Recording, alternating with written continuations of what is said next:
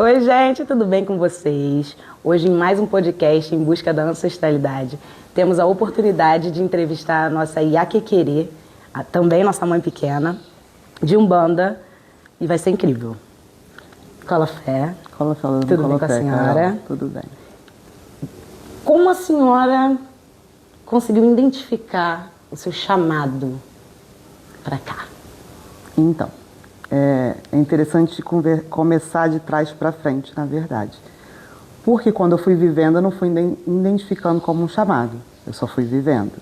E hoje, com a minha maturidade, eu posso entender que meu chamado está lá atrás, né? Exatamente quando eu perco a minha mãe carnal, com 3 anos de idade, e que eu não tenho essa referência das minhas origens, da minha mãe sanguínea, mas eu tenho uma avó adotiva, que tinha sua raiz dentro do culto, tanto candomblé quanto umbanda, e era sacerdotisa. Então, quando eu penso em sacerdócio, eu lembro desse legado de uma senhorinha com seus problemas de mobilidade, mas que ia para dentro do seu quarto de santo, com uma velhinha, com um copinho d'água, com muito silêncio, com muita reverência, e ela atendia seus clientes que também não existia uma tabela nenhum dia.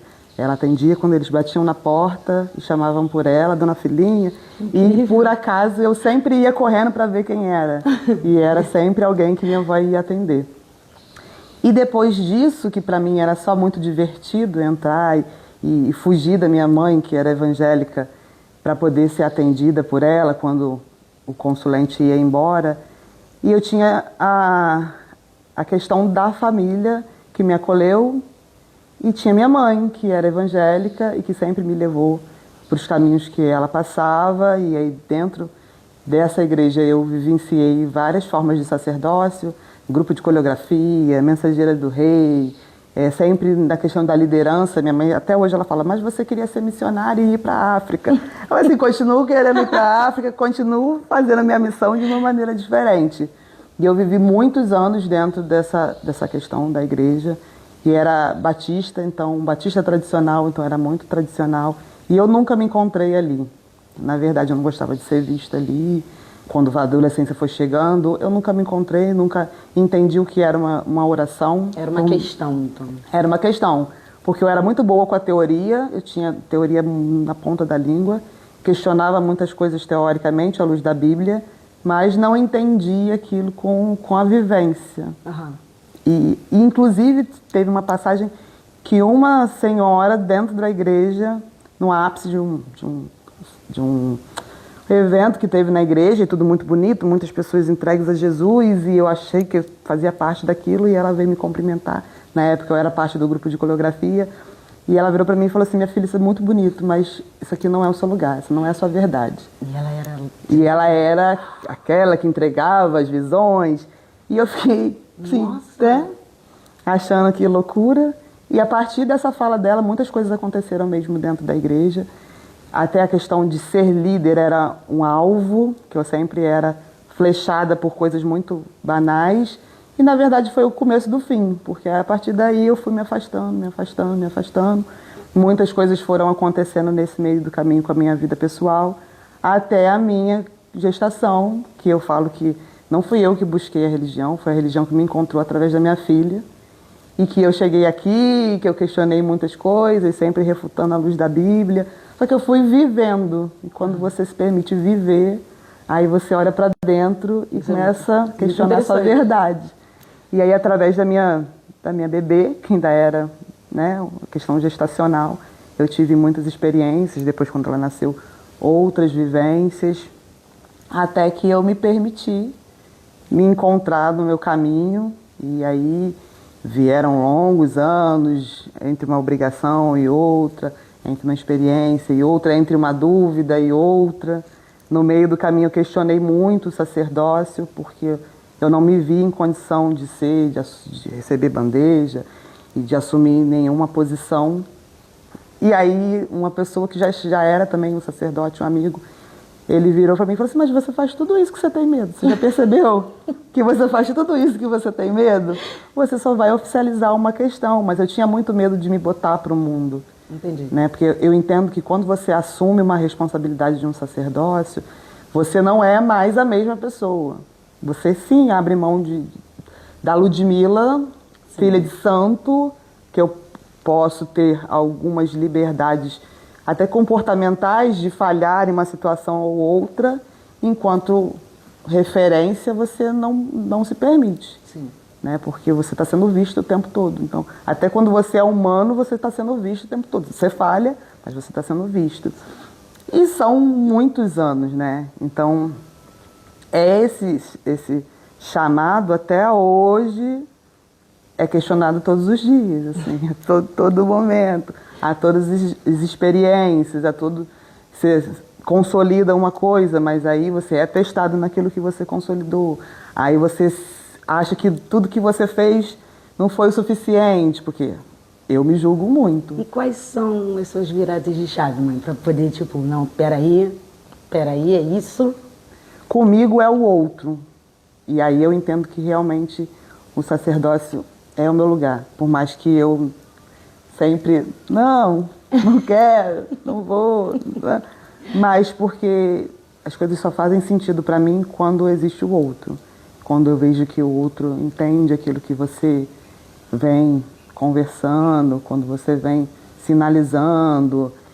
Eu sempre tive muito medo do outro, porque eu falava assim, não, mas eu me dou bem com todo mundo, aí eu vou ter que começar a questionar, vou ter que começar a exigir determinadas posturas e as pessoas não vão gostar. Porque às vezes as pessoas não pensam nesse lado, né? Exatamente, porque você ter um cargo de liderança é entender que em alguns momentos você não vai ser a querida. Claro. E hoje isso para mim não é um problema, mas lá atrás isso era o principal problema, né? Hoje, para mim, tudo bem, eu estou fazendo o que precisa ser feito. Mas ver que o outro, que o que a sua fala, que o seu comportamento, que aquilo que às vezes você abre mão reflete no outro de maneira positiva, é a virada de chave. Entendi. É onde você entende que, se não, é isso aí, é por aqui, é com eles, é para eles, porque se eu penso só em mim, muitas vezes eu não vou fazer determinadas coisas. Não vou por alguns caminhos, porque eu não quero e pronto. Eu tenho o direito de não querer, claro, por ser humano. Mas quando eu entendo que não, ele também tem medo, e se eu não for, ele também não vai, aí você fala assim, não, o sacerdócio é esse lugar. E qual é o lugar mais interessante e bonito que a senhora acha do sacerdócio? São os momentos de iniciação, onde você pode participar daquele momento, daquele renascimento, que às vezes a pessoa, eu não consigo. Aí você lembra que um dia você também falou, eu não consigo. E aí você passou por aquilo e a pessoa chora, e a pessoa vê que conseguiu. Para mim é o lugar mais confortável, o lugar que realmente te traz alegria, que você fala assim, tem sentido você estar ali, fazer parte daquela ideia de liderança. Para mim é um lugar de felicidade. E a senhora acredita que o que faz as pessoas renascerem para tudo isso? Eu acho que a fé, pensando num mundo que é tão imediatista, né, onde tudo é para ontem, aonde só o meu importa, aonde... E aí quando a pessoa passa por tudo isso, porque a gente quando acha que está muito bem resolvido, a gente esquece um pouco dessa questão, né? Então eu consigo, eu faço, eu estudei, eu alcanço, eu vou. Aí ela chega lá e ela vê que às vezes não é só o eu estudei, às vezes não é só eu tenho habilidade, não é só eu sou capaz, requer outras questões. E principalmente questões espirituais que muitas vezes não são percebidas na sutileza. Entendi. Você vê uma coisa grande. Né? E aí quando tem esse momento de parar, né? Não, isso precisa ser visto com outros olhos. Aí as coisas começam a ser assertivas, né? Aí as coisas começam de fato a acontecer. E eu acho que o papel do líder é às vezes até olhar por esse ângulo, porque a pessoa está vindo com toda a dor porque aí foi com a cara, esqueceu da fé, esqueceu, né, de olhar para dentro, E aí toma as porradas e vem cheio de machucados. Entendi. E vem desacreditada de tudo. E aí o seu papel é olhar com amor e com... Não pode ter muito amor e também não pode ter muita aspereza. Mas com o pé no chão, né? Porque todo mundo passou por isso e todo mundo vai passar. Mas ir lá na ferida, limpar a ferida e mostrar que existe possibilidade. Que é um ato de amor, né? Que é um ato de amor. É porque eu acho que as pessoas elas não têm dimensão do que um sacerdote é uma pessoa. Né? Ele sente amor, ele chora como qualquer outra. Mas a imposição dele para as questões é que é diferente, é porque é necessário.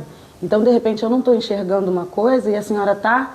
E eu vou falar, não, mas a senhora está errada, a senhora está errada. Você fala, minha filha, nem sempre a senhora vai falar, oh, meu amor, meu doce de candura. Não, não é assim, eu preciso ser assim porque eu não preciso te explicar por que eu estou fazendo. E eu falo muito isso enquanto mãe pequena, até nessa questão de... A mãe pequena acaba sendo... É um ato muito político que eu brinco às vezes com algumas pessoas.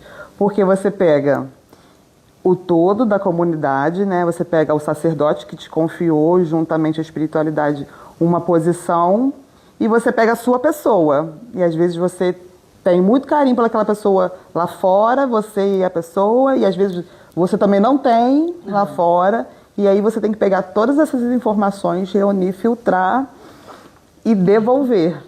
Então, aí, às vezes, o sacerdote faz uma colocação, aí um filho de santo não tem coragem, porque às vezes eles não têm coragem, não têm discernimento de entender que não é porque ele é hierarquia que ele não pode ser questionado. Ele precisa ser questionado de forma respeitosa e adequada. Entendi. Mas ele pode ser questionado. Aí as pessoas preferem não questionar, engolir, aí te joga no seu colo.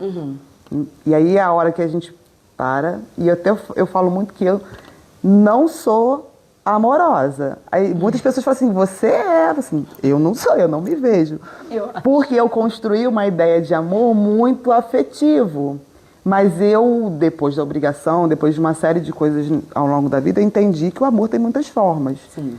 E eu sou muito curta e grossa. Então, assim, se eu precisar falar pra você uma coisa que eu sei que vai te doer, mas eu vou falar. É um ato de amor. Se você vai gostar, Não é mas eu comigo. vou falar. E às vezes a gente fala exatamente sobre isso, olha. Se você acha isso, ok, é o seu lugar de direito, de defesa de sua fala. Mas tem posições que não são questionáveis, elas precisam ser recebidas, acomodadas, e aí é com você. E aí você precisa entender por que aquilo te dói tanto. Entendi. Se eu falo pra você, pega esse copo, que esse copo precisa estar nesse lugar, acender essa vela, e eu te explico por quê, e você ainda não entende, aí já não é mais problema meu. Aí o problema é seu. Que eu sempre falo muito sobre o autoconhecimento. Se você não busca dentro de uma religião o processo de autoconhecimento, essa religião não tem validade para você.